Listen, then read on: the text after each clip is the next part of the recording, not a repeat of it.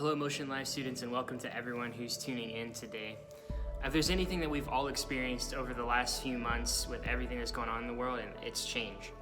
Because of the way that our world has gone with the pandemic and other things, there are parts of our lives that had to have been put on hold. There are other parts of our lives that had to look different. And this has especially been the case for the church, for the people of God, for the way that we do things. Some of the things that we do have had to have been put on hold, and some of the things have had to look different. But there are ways that the church hasn't changed.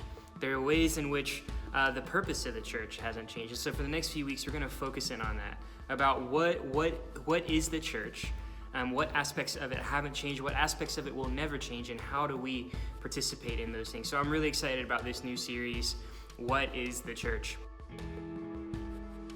And so today we're going to start off with where you begin any story, and answer the question, where does the church start? Where does the church begin? And the very simple answer to that is Jesus. The church starts with Jesus. We read in Matthew 16, verses 13 through 18, an encounter that Jesus has with his disciples where he introduces this idea of the church to us and to them. And it says this: when Jesus came to the region of Caesarea Philippi, he asked his disciples, "Who do people say that the Son of Man is?" "Well," they replied, "some say John the Baptist, some say Elijah, and others say Jeremiah, or one of the other prophets." Then Jesus asked them, "But who do you say I am?" Simon Peter answered, "You are the Messiah, the Son of the living God." Jesus replied, "You are blessed, Simon, son of John, because my Father in heaven has revealed this to you. You did not learn this from any human being. Now I say to you that you are Peter," which means rock, "and upon this rock I will build my church, and all the powers of hell will not conquer it." And so in this scene, Jesus is kind of hanging out in an area that you wouldn't expect an upstanding Jewish rabbi, Jewish teacher to be hanging out. He's in an area that is known for its dedication to the worship of false gods and for the way that they live their lives. And so here he is, and he's having this incredibly important conversation. And he asks a question that many of us, I think, all kind of want to know, right? Like, what do people say about me behind my back, right? You've asked that question before. Like, what is it that people are saying about me when I'm not around? And sometimes you have friends that'll let you know, like, hey, this is what people, really think about you, because they don't always say it to your face. So he asked his disciples this. He's like, what are people saying about me? He wanted to hear the rumors. He wanted to hear kind of the buzz that was happening around him. And so he was asking, what are people saying about me? And they said, maybe you're just one of the other prophets. Maybe you're this. Maybe you're that. But then he zeroes in on a very important question, one that each of us has to wrestle with. And he asks him, "But who do you say that I am?" And Simon Peter, being the one who's always first to speak and the last to think, just jumps in there right away. But this time he nails it. He says, "You are the Messiah. You are the Son of God." And he's absolutely right. And Jesus recognizes this. He said, "Peter, you did it. Way to go, man. Finally, you got one right." But he goes on to say that, "Peter, that this wasn't revealed to you just because you're a super smart guy or something like that." He said, "But God has shown this to you." God, Peter, has let you in on the recognition of who Jesus is. And then he goes on to say that on this confession, on this proclamation, on this realization that Peter had, that is the foundation on which the church will be built, and that there is no power in this world or outside of this world that can stop the purpose and the movement of that church. So what is the church? Very clearly, and where does it start? It starts with Jesus. It starts with the recognition of who he is and dedicating a life to living in light of that. It starts with each of us, you and I, and everyone throughout history who has woken up to who Jesus is. And so what can we say about the church? There are three things I think that we can say about the church for this first session based on this particular thing. It is people, not programs. The church is people, not programs.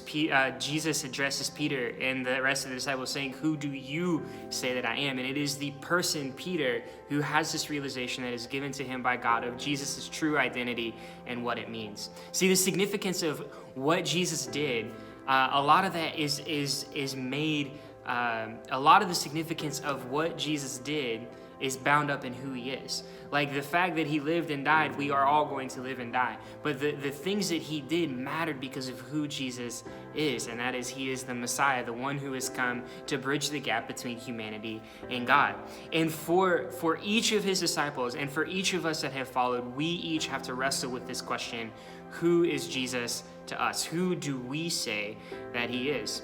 And for each of us who have woken up to the reality of who Jesus actually is, it is something that God has done in each of our lives. And that is what the church is about. It's about creating opportunities for people to wake up to who Jesus is, for people to finally have the lights turn on and to recognize who Jesus is and what he wants to do in each of their lives. And we can participate. We participate in the church, in that community of people who are the church, when we recognize who Jesus really is and we make that personal.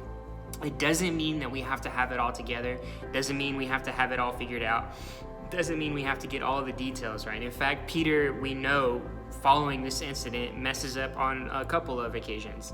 But it's about each of us reckoning with that question, who is Jesus to us, and does that align with who Jesus reveals himself to be? So ultimately, the church is not about programs. We have programs, but it's always about people, and about people having opportunities to come to the realization, the life-changing realization of who Jesus is. So the church is people and not programs. The church is who we are, not only what we get. It's who we are, not only what we get. So the solid rock of the confession, of the recognition that Peter had that Jesus is the Messiah, the one who has come to bridge the gap between us and God, this is the foundation for the church. And now the church is this term, this phrase that originally, just that word that's used means the called out ones. And this was a reference to a political term where kings and rulers would invite people to be part of their inner circle, where they would invite them to get close to them, to hear their thoughts, to hear what they're wanting to do, and to be a part of enacting what it is that those rulers wanted to do in this world. They would call them out and ask them to be with them, to hear what they're up to so that they can carry that on. And Jesus is telling his disciples that he is designating a group of people who will carry on what he has set out to do. That he's designating a group of people in this world called the church, the ones who have been called out, the ones who have been set apart for this mission, for this purpose of making Jesus known. He is setting them out to continue the work that he has started. And so the church is not about what each of us get. It's not about us coming to a service to get like our spiritual snacks or to get like filled up just for a day. That happens and that's part of it. But ultimately it's about who we are. The church is about who we are, and we are the ones who have been set apart, called out for this purpose to carry on the mission of Jesus in this world. So the church is people, not programs. The church is who we are. It's not only what we get. And lastly, the church is a movement, not an institution. The church is a movement, not an institution. Now, there are institutions, there are organizations that are associated with the church. There are ones that represent what the church is ultimately meant to be in local communities. And that's what we try to do here at Motion Life and at Christian Life Center. We, as an organization, want to be representative and want to lock in to what the church is supposed to be, about people, about the purpose and mission of Jesus, about the movement of God in this world. And we want to represent that, but we recognize that in the programs and the things that we do here, that's not the whole shebang. That's not all that it is meant to be, that ultimately the church is a movement, that it is meant to go out and fulfill Jesus' purpose in this world. And he tells his disciples that he will build his church on the rock of the realization of who Jesus is and who he is to them. But he's telling them that the gates of hell will not prevail against them, that the greatest powers in the world will not stop them from the movement, from the purpose that God has in front of them. In ancient times, a city's defense was walls, right? And the marker of the strength of their defense was often in their gates.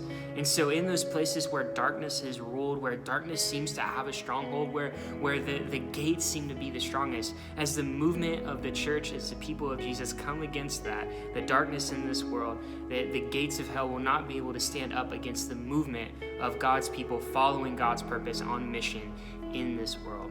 And that's something that each and every one of us are invited to be a part of. We get to be a part of something bigger. We get to be a part of what God is up to in this world. When we have woken up to the realization of who Jesus is, when we recognize that the purpose of us collectively as the church, as those who are continuing the mission of Jesus is people, not programs. When we recognize that it's about who we are deep on the inside, not just where we go to get something, to get filled up or to feel better about ourselves. When we realize that it's not supposed to be stagnant and stuck, but it is meant to be a movement. This is something that we get to be a part of. And this is something that Jesus calls each of his disciples to participate in. So that where you have seen darkness in this world, maybe you have friends who are suffering under anxiety and depression, or maybe those who are dealing with substance abuse, or maybe those who are dealing with worth and identity issues, and all the things where darkness has said that this is the way it has to be, and where darkness has mounted its greatest defense against life and against love.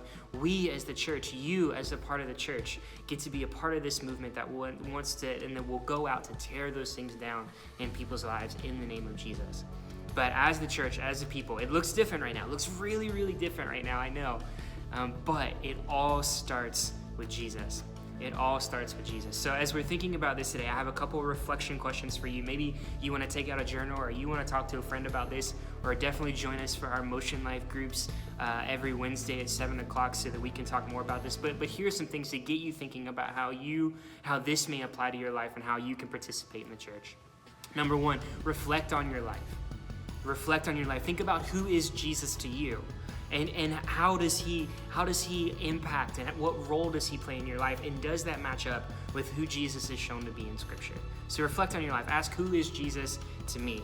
Secondly, ask yourself, when I go to church, what is this purpose? Is it about seeing and experiencing Jesus, or do I make it about something else? Ask yourself, lastly, if the church is a movement that I get to participate in, what am I doing to move it beyond the building? What am I doing to move it outside of the limited times that we get to meet throughout the week? What am I doing to participate in this movement?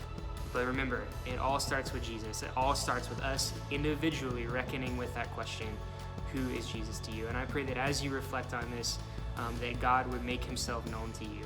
And that just as Jesus was revealed and Peter had this realization, I pray that you have that same realization and that it changes your life.